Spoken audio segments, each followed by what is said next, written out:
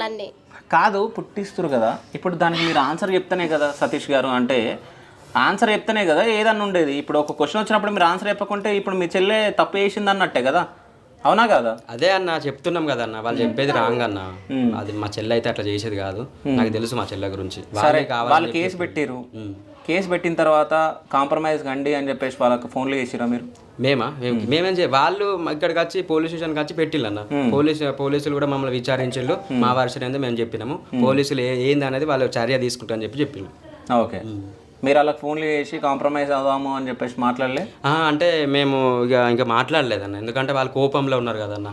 కోపంలో ఉన్నారు, ఎవరితో ఫోన్లు చేయించారంట మీరు? మీ చుట్టాల దగ్గరకు పోయి బతిమలాడాలి, ఇట్లా కేసులు పెడుతురు సో అవన్నీ అని మాట్లాడిరంట కదా. కాంప్రమైజ్ అంటే నేను అదే ఇప్పుడు మన అన్న తెలిసినోడు ఉన్నాడు, దిలీప్ దేవ్ అని అన్న, వీళ్ళందరి శ్రావణ్ అన్న, సిద్ధు బ్రో, వీళ్ళందరినీ ఒకసారి కూర్చుండబెట్టి మాట్లాడితే ఇప్పుడు మేమంటే ఏదో డైరెక్ట్ తెలుస్తుంది కదన్న. ఇప్పుడు వాళ్ళు ఏమనుకుంటారు అంటే మేమే ఏదో చేసినామని చెప్పి అనుకుంటారు, అది కరెక్ట్. వాళ్ళ అమ్మ కూడా ఏమంటుందంటే ఆ చీరతోటి వీళ్ళే ఊరేసి చంపారని కూడా మాకు డౌట్ వస్తుంది, తర్వాత ఇదంతా క్రియేట్ చేసినట్టు అని అంటున్నారు.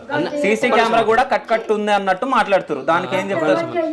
లేదన్న, సీసీటీవీ కెమెరాల మనకు అన్ని రికార్డింగ్ అయి ఉన్నాయి, మనకు అంతా డాటా ఉంది, అందులో ఎటువంటి ఏం లేదు. ఇంకోటి ఏంటంటే ఆయన వీడియోలు అంతా కరెక్ట్గా చెప్పిండు కదా అన్న, వీడియో చేసి ఆయన చేసుకున్నాడు. మనం కావాలని మనం ఎట్లా చేస్తామన్నా?